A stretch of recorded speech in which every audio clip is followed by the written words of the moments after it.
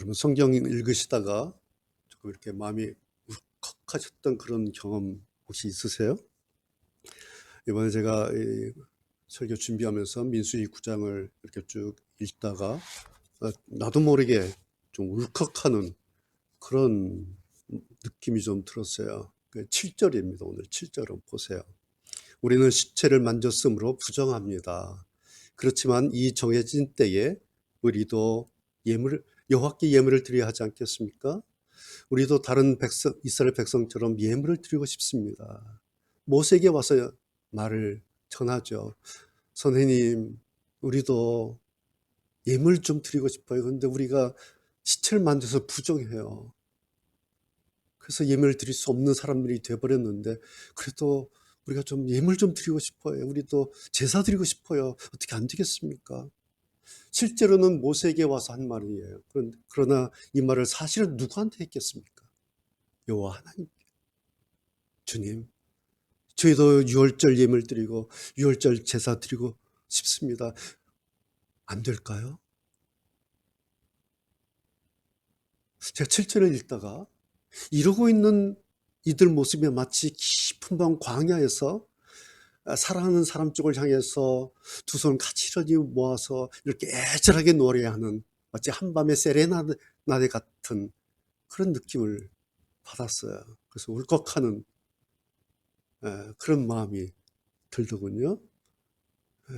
아마 그랬을 것 같아요. 하나님, 저희가 낮에요. 오늘 어머니 장례였지 않습니까?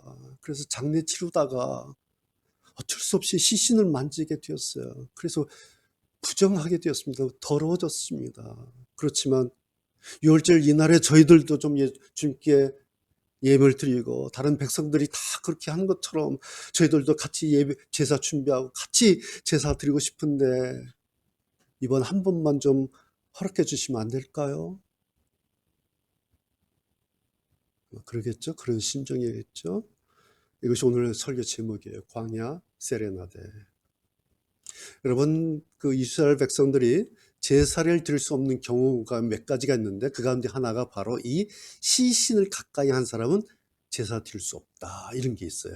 여러분 잘 아시죠? 예. 히브리인들에게 왜냐하면 죽음이라고 하는 것은 아주 부정한 것, 성결을 하지 않고 거룩하지 않은 것, 그것은 시신을 만진 것은 그렇다. 이렇게 이제 여겨지는 거죠. 죽음이라고 하는 것은.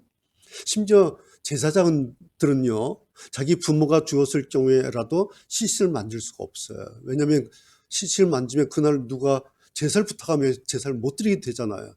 그래서 늘 스탠바이 하고 있어야 돼.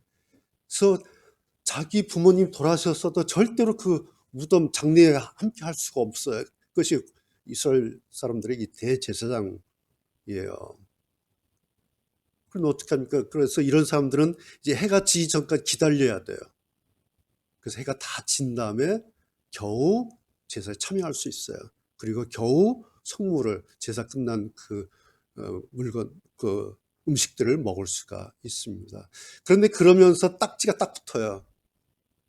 저 사람은 부정한 사람, 저 사람은 제사에 참여할 수 없는 사람, 저 사람은 그래서 하나님께 가까이 할 수 없는 사람이라고 딱지가 딱 붙어요. 그래서 자기들도 그렇게 인식해요. 아, 나는 부정한 사람이야. 나는 하나님께 가까이 할 수 없어, 오늘은. 나는 제사에 참여할 수 없어. 이것이 히브리인들의 죽음에 대한 개념이에요. 자, 유월절이 이제 오고 있는데요. 이스라엘 백성들에게 유월절의 개념이라고 하는, 의미라고 하는 것은 우리로 말하면 국경일 가운데, 국경일 가운데 절 붙은 게 있잖아요. 3.1절, 개천절, 광복절. 예. 이들에게 유월절이라고 하는 것은 우리로 말하면 3.1절, 그 다음에 8.15 광복절, 10월 3일 개천절, 이 세 가지 국경일을 합친 것과 같은 그런 큰 축제, 잔치날이에요.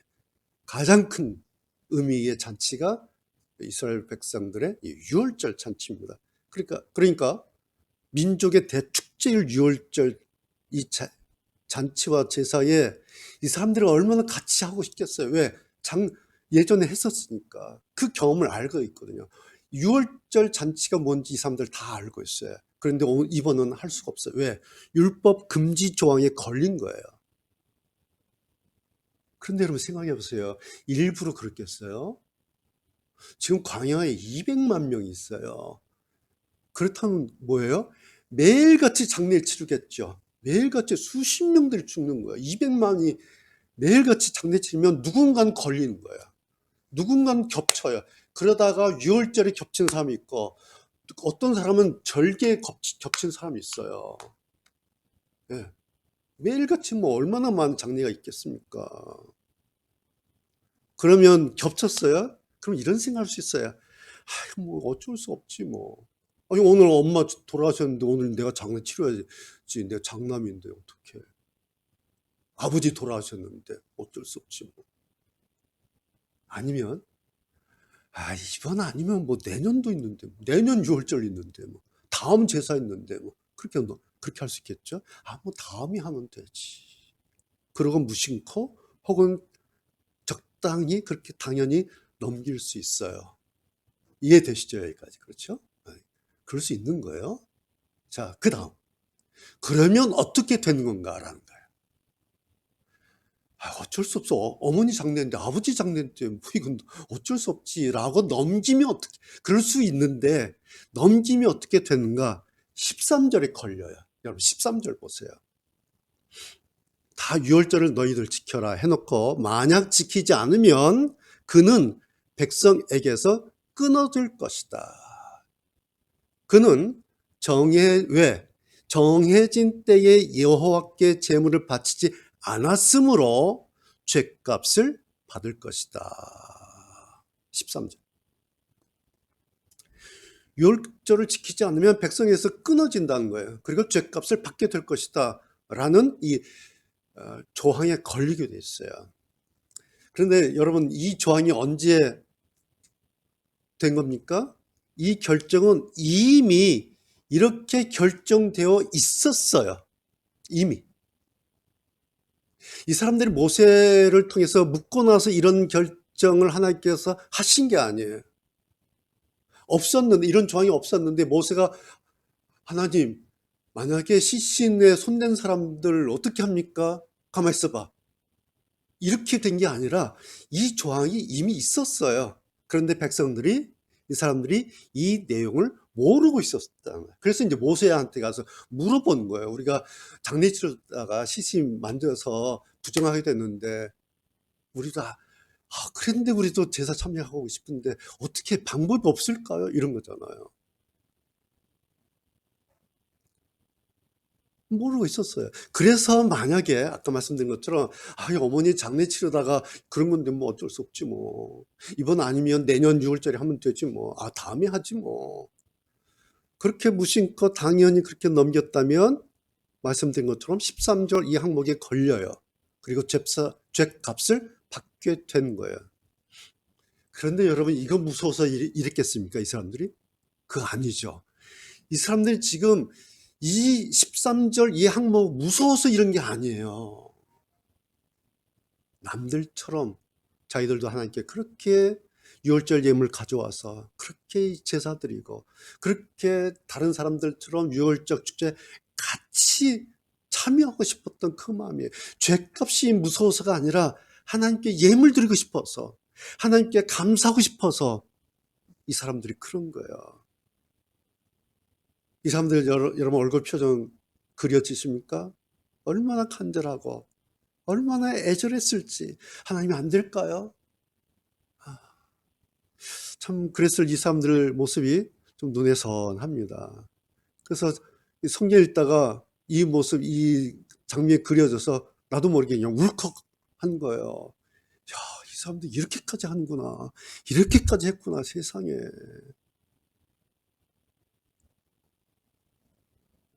여러분, 이 사람들이 이러니까 하나님께서 뭐라고 하셨습니까? 11절 보세요. 11절. 자, 이제 모세를 통해서 대신 물었지 않습니까? 그래서 하나님께 대답을 하셨어요. 11절. 그러한 사람, 그 사람은 유월절을 지킬 수 있어. 언제? 둘째 달 14일, 2월 14일 해질 무렵에 지켜라. 지금 유월절은 1월 14일이에요. 근데 그 사람들은 둘째 달 2월 14일 해질 무렵에 지켜라. 그때에 쓴 나물, 누룩을 넣지 않은 빵을 어린 양고기와 함께 먹어라. 11절 이것이 그들의 질문에 대한 하나님의 대답이에요. 뭐예요? 그러고 싶은 사람이 있어? 오케이. 자, 그러면 2월 14일이야. 알겠어? 자, 너희들은 그날 따로 유월절 지키고 유월절 제사 따로 드리고 그리고 유월절 음식 그날 따로 먹어. 자, 3절에 보면 공식적인 유월절 날짜가 1월 14일이에요. 공식적인 날짜에 1월 14일. 거기에 유월절 특별 케이스를 하나님께서 추가를 하셨어요. 그것도 공식적으로. 언제? 2월 14일 날. 한 달 뒤. 자, 이걸 보셔야 돼요. 처음 유월절 공식적인 날은 1월 14일이에요. 그런데 하나님께서 추가로 특별 케이스로 추가를 하신 날이 있어요. 2월 14일. 이게 11절이에요. 자, 이거 여러분 보시면서 무슨 생각 드세요? 공식적인 유월절은 1월 14일인데 이 사람들을 위해서, 이런 사람들을 위해서 2월 14일 날 특별 케이스로 따로 유월절을, 근데 이것도 공식적인 거예요. 또 공식적으로 별첨같이 붙여놓은 게 있어요. 하나님께서 이렇게 해놓으셨어요. 근데 이 사람들 이걸 몰랐던 거죠. 그냥 물어본 거예요. 안 될까요? 있어. 2월 14일. 오케이. 너희들은 2월 14일 날 해. 이 하나님 여러분 보시면 무슨 느낌이 옵니까? 우리 하나님이요, 그렇게 옹졸하고 그렇게 꽉 막히신 분이 아니에요. 이 하나님을 여러분 아셔야 돼요. 하나님이요, 1월 14일 유월절 못 바꿔요. 거기서 끊는 분이 아니에요. 하나님에게는 한 가지 있는 게 있어요. 뭔지 아세요? 하나님에게는 하나님의 여유분이라고 하는 것이 있어요. 이거 아세요? 네. 하나님에게는 하나님의 여유분이라고 하는 것이 따로 있어요. 그런데 이 사람들이 이걸 묻지 않고요, 무심코 그냥 넘겼으면 어떻게 됐을까요? 네. 어머니 장례식인데 하다 보면 시신 만지게 되는 거지, 넣어야 되니까. 그거 어째, 이번은 말고 내년 6월절 하지. 라고 그냥 넘겼으면 2월 14일 이 특별 케이스, 이거 있는 거 모르고 그냥 넘어갔을 거예요. 그렇죠? 근데 넘어가서 내년 6월절로 넘어간 게 아니라 넘어가다 걸려요. 뭐에 걸려요? 13절 항목에 걸려버려요. 13절 죄값 항목에 딱 걸려요. 뭐였죠? 죄값을 받으리라. 왜? 금년 6월절 안 지켰으니까. 근데 14일날 2월 14일 지키면 안 걸리는 거잖아요. 이런 일이 생기는 거예요. 여러분 생각해 보세요. 하나님께서요, 광야에서 당신 백성 굶겨 죽이시는 것이 목적이었겠습니까? 이거 다시 확인하셔야 돼. 하나님께서 이스라엘 백성들 광야를 끌고 오셨는데, 이제 가나안 보내기 위해서 광야로 데려와서 여기서 굶겨 죽일까? 이런 말도 안 듣고. 그게 하나님의 목적이었겠냐라는 거예요. 여러분, 하나님의 목적은 이런 거예요. 하나님을 인식하고 살게 하는 것이 하나님의 목적이에요. 하나님 계시구나, 이거 인식하도록 하는 거. 두 번째, 그러면서 그 하나님 앞에서 자기 자신을 보게 하는 것이 하나님의 목적이에요. 내가 이런 존재구나, 내가 이런 사람이구나, 내가 이런 모습이구나 라고 하나님 앞에서 자기 모습을 보게 하시는 것이 하나님의 목적이에요. 세 번째, 그러면서 나는 하나님과 별도로 살 수 없는 존재구나, 나는 하나님 없이, 하나님과 관계없이 살 수 없구나 라는 사실을 인식하도록 하는 것이 하나님께서 이스라엘 백성들을 광야로 데려오신 그 목적이에요. 우리가요, 그 이스라엘 백성들 이 광야 40년 이야기할 때마다 늘 하는 이야기가 있어요. 뭐죠? 이 사람들 하는 거 보면 그래, 40년 광야 맞지, 이런 얘기 하잖아요. 이 사람들 하면, 이 사람들 40년 광야 당연해. 왜요? 배은망덕하고 불평불만해, 원망하고 이방신 섬기고 그 우상 섬기가 한 보면 그렇지 이 사람들 이거 연단 맞고 이거 하기 위해서는 40년 당연해라고 우리가 늘 해요. 뭐 성경도 그러잖아요. 성경도 그렇게 말씀하고 있어요. 그런데 오늘 여러분 9장의 이들 보면 어때요? 아니에요. 지난주 8장의 그들 보면 아니에요. 지난주 8장 기억나시죠? 12지파가 매일 한 지파씩 성막에 와서 은쟁반 하나 가져오고 은접시 하나 가져오고 금잔 하나 가져오고 송아지 한 마리 가져오고 수양 가져오고 수염소 가져오고 또 화목제로 제물 드리기 위해서 따로 황소 2마리를 가져와요.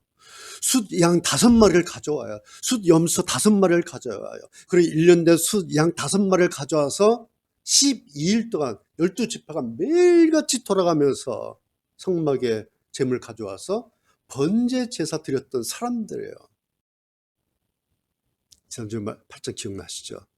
그래서 제가 지난주 그런 말씀 드렸잖아요.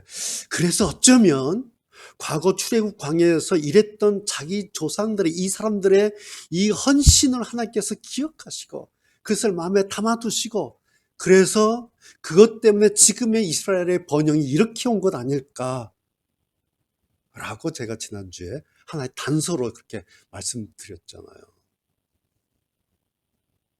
근데 저는 이 생각이 맞다고 생각해요. 왜요?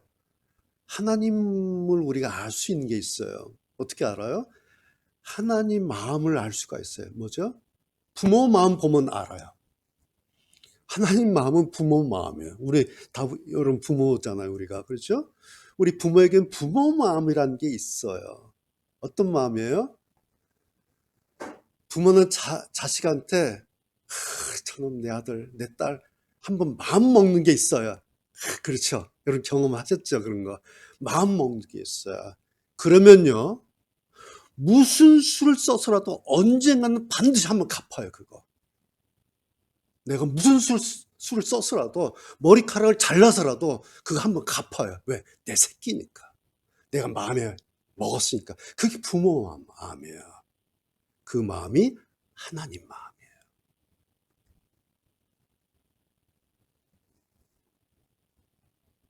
하나님이 한번 갚으세요. 여러분들 저나 우리는 오늘 8장 9장 민수기 이 기록에 3500년 전 기록에 후 독자들이에요. 그러니까 3500년 지난 독자인 나도 이 7절 읽을 때 나도 모르게 그냥 울컥하는 거예요. 이 사람들이 세상에 이런 말을, 이런 생각을, 이런 마음을 가지고 있었다니. 나도 독자로서 글을 읽는데 울컥하는데 이 말을 현장에서 직접 들으셨을 하나님은 어떠셨을까라는 거예요. 물론 이 사람들이 와서 모세에게 했지만 그 모세가 한 말을 모세만 들었겠습니까? 하나님이 들으신 거예요. 이 사람들 말을요. 그래서 제가 볼 때 이 장면이 광야 한복판 밤하늘의 세레나데처럼 그렇게 절절하게 하나님의 귓전에 그렇게 들리지 않았을까. 하나님, 오늘 어머니 장례하느라고 시신을 만지는 바람에 제가 부정하게 됐어요. 그래서 제사에 참여할 수 없게 됐는데, 그런데 저도 우리도 다른 백성들처럼 것처럼 같이 유월절 제사 준비하고 같이 도와서 같이 해서 같이 유월절 제사 번제 드리고 싶은데 안 될까요? 하나님 어떻게 좀 안 될까요?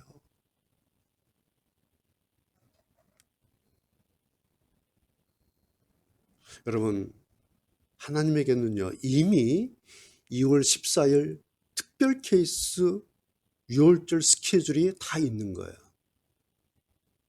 그래서 적당한 때가 되면 하나님께서 모세든 아니면 제사장 아론에게든 이렇게 말씀드릴 수 있어요. 통제할 수가 있어요.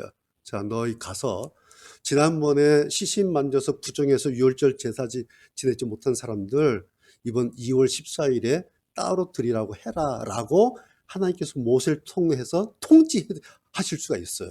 그렇죠? 모세에게 말씀하시니까 묻지 않아도 하나님께서 통지하실 수가 있어요. 그런데 이 사람들은 이걸 모르고 있잖아요. 그래서 한 달 뒤에 이런 취가날이 따로 있는 줄 모르기 때문에 막 발을 동동 구르면서 애가 타면서 모세에게 이거 물어보고 있는 거예요. 지금 어떻게 안 될까요? 어떻게 한번 안 될까요? 그럴 때 하나님께서 이미 이 사람들 다 내려다 보셨지 않겠습니까? 이 장면. 이 사람들 지금 모세한테 와서 안 될까요? 라고 말을 하고 있는데 하나님은 내려다 보고 계시는 거예요. 그리고 이 사람들 그 이야기를 듣고 계시는 거예요. 그러면서 하나님께서 이 사람들의 뭐를 보셨겠습니까? 여러분 생각해 보세요. 이 사람들이 이렇게 말씀을 드렸는데 하나님 씻을 만져서 부정하게 됐는데 그래도 우리가 제사 드리고 싶은데 하나님 안 될까요? 하나님께서 내려다 보세요. 하나님께서 이 사람들의 뭐를 보셨겠습니까? 이 사람들의 마음입니다. 오늘 말씀 결론이에요. 이 사람들에게 이런 마음이 있으니까 모세에게 가서 물어본 겁니다.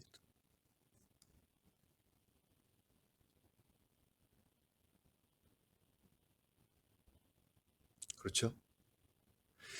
이거 물어보기 전에 모세한테 가기 전에 이미 이 사람들 마음 안에 이 유월절 예물 드릴 수 있는 방법 없을까? 유월절 제사 같이 할 수 있는 방법 없을까? 얼마나 고민하고 얼마나 애를 태운 다음에 모세한테 왔겠습니까? 답이 없으니까. 그런 마음이 있었어요. 그럼 이 마음이 신앙의 출발점이에요. 신앙의 현주소라고 하는 것은, 내 신앙의 현주소라고 하는 것은 나한테 내 마음, 이 마음, 그 사람 마음, 그 사람 생각, 그것이 그 사람 신앙의 현주소예요. 내 생각 속에 내 마음에 뭘 생각하고 있는가, 어떤 생각이 있는가. 제사로 드린 예물이에요? 예, 귀하죠? 하나님께 가져와서 드렸어요. 은쟁반, 은접시, 금잔, 뭐 수송아지, 염소 다 드렸어요. 중요하죠. 근데 여러분 화목제물 제사 뭐였어요? 좋은 살코기 백성들 먹으라고 돌려주시잖아요. 사람들은요 제사로 예물 생각하는데 하나님께서는요 예물 돌려주세요. 하나님께서 받으신 건 뭐예요? 예, 그거 가지고 온 그 사람 마음을 받으세요. 금잔을 가지고 온 그 사람의 그 마음, 은접시 은쟁반을 가지고 오면서 그들이 설렜던 그 마음을 받아버리세요. 황소 2마리 끌고 온 그들의 마음을 받아버리세요. 그리고 황소 돌려주세요.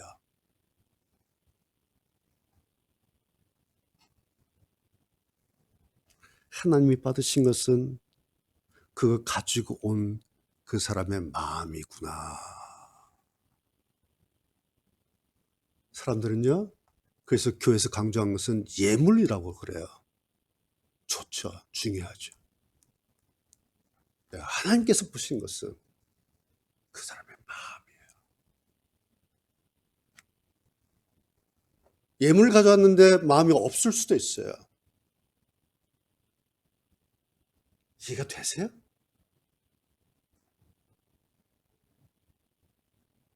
네.